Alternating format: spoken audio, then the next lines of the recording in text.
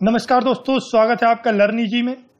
दोस्तों, इस वीडियो से हम शुरू कर रहे हैं भूगोल के टॉप एमसीक्यूज की डिटेल्ड एक्सप्लेनेशन के साथ चर्चा। हर एक सवाल का एक्सप्लेनेशन दिया जाएगा आपको डिटेल, और ये हमारा पार्ट 1 होगा। और ये जो हमारी सीरीज अभी जितनी भी रनिंग है या फिर जितनी हम शुरू कर रहे हैं वो बेस्ड होंगी हमारी पीएससी स्टेट्स में जो स्टेट पीएससी एग्जाम्स होते हैं उन पर। और अगर वर्तमान की बात करते हैं तो वर्तमान में जो यूपी पीएससी का एग्जाम है उसमें लगभग आपके 50-55 दिन शेष बचे हुए हैं। तो उस पर फोकस करते हुए 50-55 दिनों पर हम सिर्फ रिवीजन कोर्स को लेकर आएंगे और सिर्फ एमसीक्यूज जो कि हमारे महत्वपूर्ण एमसीक्यूज होंगे जिनके आने की संभावना है बहुत ज्यादा है एग्जाम्स में, उन पर चर्चा करेंगे। तो जितने भी हमारे वीडियोज इस श्रृंखला के होने वाले हैं वो बहुत ही महत्वपूर्ण होने वाले हैं। और ये जो हमारा भूगोल का पार्ट है इसमें हम लगभग 20 से 25 वीडियोज आपको प्रोवाइड करेंगे। और इन 20 से 25 वीडियोज में आपको लगभग सारा जो सिलेबस है वो रिवाइज कराया जाएगा। तो इस वीडियो के साथ ही आप इस वीडियो के प्लेलिस्ट को भी सब्सक्राइब करें, जिससे जितने भी अपडेटेड वीडियोज हैं वो आपको रेगुलर रूप से मिलते रहें। तो आइए शुरू करते हैं और बात करते हैं सबसे पहले सवाल की। तो हमारा पहला सवाल है, गुजरात के सबसे पश्चिमी गांव और अरुणाचल प्रदेश के सबसे पूर्वी छोर वालांग के मध्य कितने समय का अंतर है।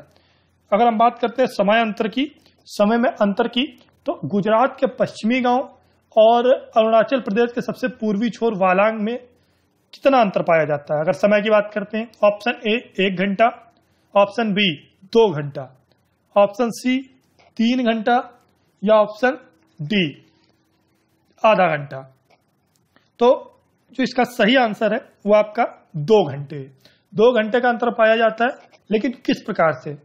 तो जो गुजरात का सबसे पश्चिमी जो छोर है वहां से 30 डिग्री देशांतर का अंतर है। अगर हम गुजरात से और अरुणाचल प्रदेश से कंपेयर करते हैं तो गुजरात के सबसे पश्चिमी छोर से कितना अंतर है, 30 डिग्री देशांतर का। और एक देशांतर का कितना मान होता है, अगर हम समय में बात करते हैं तो उसका मान होता है 4। तो कितना हमारा निकला, 120 minute.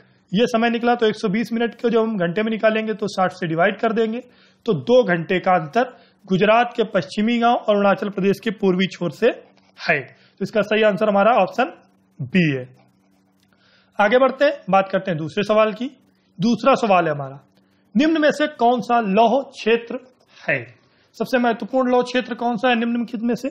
Option A Siwan, option B Jharia, option C केंद्रमुख या ऑप्शन डी गोंडवाना। तो इसका सही आंसर जो है वो हमारा केंद्रमुख है। केंद्रमुख कहां पाया जाता है, केंद्रमुख जो स्थान है वह कर्नाटक में है। और यहां से केंद्रमुख से संपूर्ण जो भारत है उसका लगभग 1/6 भाग 1/6 पार्ट जो है लौह अयस्क यहां से प्राप्त किया जाता है। और यह बहुत ही महत्वपूर्ण है। और मुख्य अगर कोयले की अगर बात करते हैं तो कोयले की जो मुख्य खान है वो झरिया से है, जो कि झारखंड राज्य में है। और झरिया में किस प्रकार का कोयला होता है, बिटुमिनस टाइप का कोयला पाया जाता है। आगे बढ़ते हैं, तीसरा सवाल, विश्व का सबसे गहरा समुद्री गर्त कौन सा है। विश्व का जो सबसे गहरा समुद्री गर्त है वह कौन सा है। ऑप्शन ए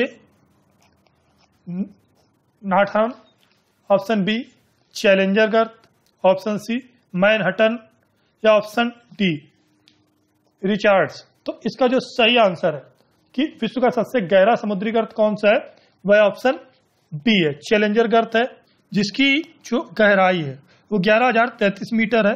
और इसका जो अन्य नाम है वो क्या है, मेरियाना गर्त भी इसको कहा जाता है। मेरियाना गर्त भी इसको कहा जाता है। और यह कहां पर है, फिलीपींस के पूर्व में स्थित है, प्रशांत महासागर।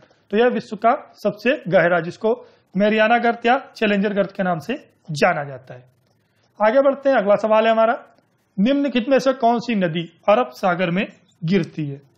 निम्नलिखित में से कौन सी नदी अरब सागर में गिरती है।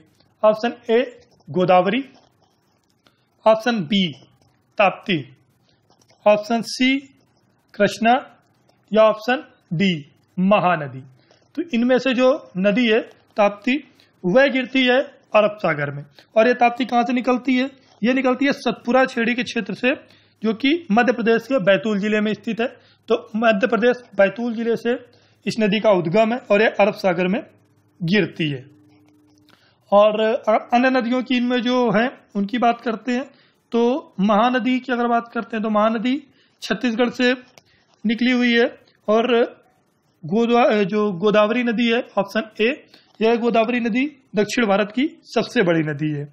और कृष्णा नदी की अगर बात करते हैं ऑप्शन सी जो की है वह महाबलेश्वर के निकट से निकलती है। तो इसका जो सही आंसर है कि अरब सागर में कौन सी नदी गिरती है, वे गिरती है ताप्ती, जो कि सतपुड़ा श्रेणी की पहाड़ियों मध्य प्रदेश के बैतूल जिले से निकलती है।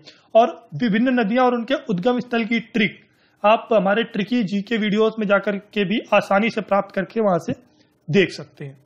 अगला सवाल है हमारा, सर्वोत्तम किस्म का संगमरमर कहां से प्राप्त होता है? सर्वोत्तम किस्म का जो संगमरमर है वो कहां से प्राप्त होता है?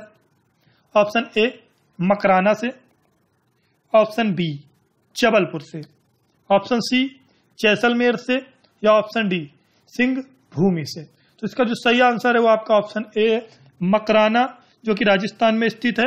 और इससे जो जुड़ा महत्वपूर्ण फैक्ट है वो ये है कि जो ताजमहल है विश्व के 7 अजूबों में जो शामिल है, हिंदुस्तान की सबसे सुंदर इमारत ताजमहल जो निर्मित है संगमरमर से, वह मकराना से लाया गया संगमरमर ही है। तो इस प्रकार जो सर्वोत्तम संगमरमर है वो कहाँ मिलता है? मकराना, राजस्थान में। अगला सवाल है हमारा, हल्दिया बंदरगाह से कौन सी वस्तु आयातित की जाती है? तो हल्दिया बंदरगाह से निम्नलिखित में से कौन सी वस्तु आयातित होती है? ऑप्शन ए मत्स्य, option B heavy machine tool, option C इस्पात, या ऑप्शन डी पेट्रोलियम पदार्थ। तो इसका जो सही आंसर है हल्दिया बंदरगाह से तो वह हमारा ऑप्शन डी है, पेट्रोलियम पदार्थ। और यह बंदरगाह पश्चिम बंगाल की हुगली नदी के मुहाने पर स्थित है। तो यह कहां पर है? पश्चिम बंगाल के जो हुगली नदी है उसके मुहाने पर, और यहां पर ही जो हल्दिया रिफाइनरी है उसकी भी स्थापना की जा चुकी है, इसके निकट ही है। आगे बढ़ते हैं, अगला सवाल है हमारा, डेटम रेखा क्या है? डेटम रेखा क्या है? ऑप्शन ए समुद्र तल की क्षितिज रेखा जिससे ऊंचाई तथा गहराई मापी जाती है। ऑप्शन ए क्या है? समुद्र तल की क्षितिज रेखा जिससे ऊंचाई तथा गहराई मापी जाती है। ऑप्शन बी प्राथमिक तथा द्वितीयक आंकड़ों के मध्य की रेखा। ऑप्शन सी अंतरराष्ट्रीय तिथि रेखा, या ऑप्शन डी शून्य देशांतर पर स्थित काल्पनिक रेखा। तो इसका जो सही आंसर है वह हमारा ऑप्शन ए है, डेटम रेखा समुद्र तल की क्षितिज रेखा है, जो क्षैतिज रेखा है, इससे क्षैतिज रेखा से ही हम ऊंचाई तथा गहराई मापते हैं। आगे बढ़ते हैं, अगला सवाल है, ऑस्ट्रेलिया में स्थित काल गुरली, जो काल गुरली है ये किस लिए विख्यात है? काल गुरली क्यों प्रसिद्ध है?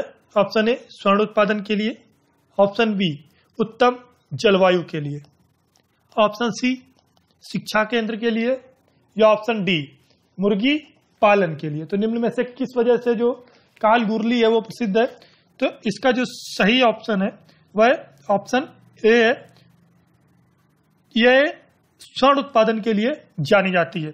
और यह है जो खान है यहाँ पर जो काल गुरली की, यह पश्चिमी ऑस्ट्रेलिया में, और जहां से 70% जो स्वर्ण उत्पादन है ऑस्ट्रेलिया का वो पश्चिमी ऑस्ट्रेलिया से ही होता है। आगे बात करते हैं अगले सवाल की। अगला सवाल है, सूर्य ग्रहण कब होता है? ऑप्शन ए चतुर्थी के दिन, ऑप्शन बी सभी दिन, ऑप्शन सी पूर्णिमा को, या ऑप्शन डी अमावस्या को, जिसको हम प्रतिपदा भी बोलते हैं। तो सूर्य ग्रहण जो होता है वह कब होता है? अमावस्या के दिन होता है। और सूर्य ग्रहण कब होता है? जब पृथ्वी और सूर्य के बीच चंद्रमा आ जाता है।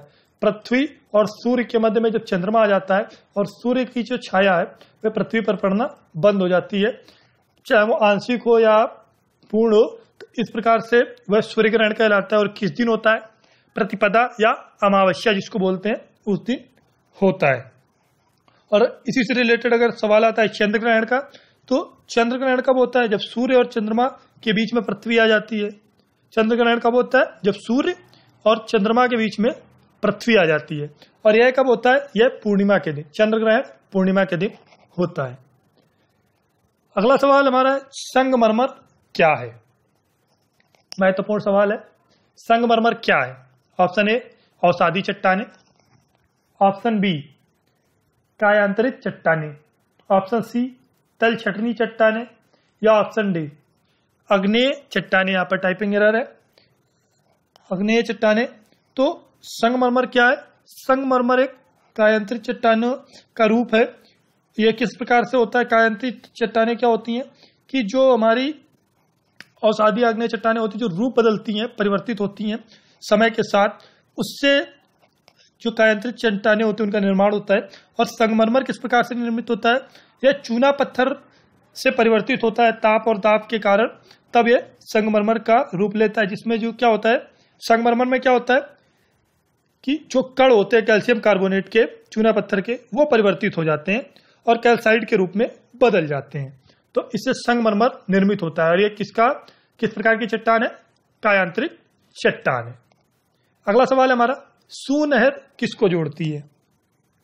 सूनहर किसको जोड़ती है? ऑप्शन ए तुरान और ओंटारिया को, ऑप्शन बी बंगाल और त्रिपुरा को, ऑप्शन सी सुपीरियर और मिशिगन को, या ऑप्शन डी सुपीरियर और हरूरन को। तो सूनहर जो है ये किसको जोड़ती है? सुपीरियर और हरूरन को। हरूरन और सुपीरियर को सूनहर के मध्य से जोड़ा जाता है। अगला सवाल है, जो हमारे अगले सवाल होंगे भाग 2 में आपको प्रोवाइड किए जाएंगे, जिसमें भूगोल के टॉप एमसीक्यूज की डिटेल्ड एक्सप्लेनेशन के साथ चर्चा आपको प्रोवाइड की जाएगी पार्ट 2 की।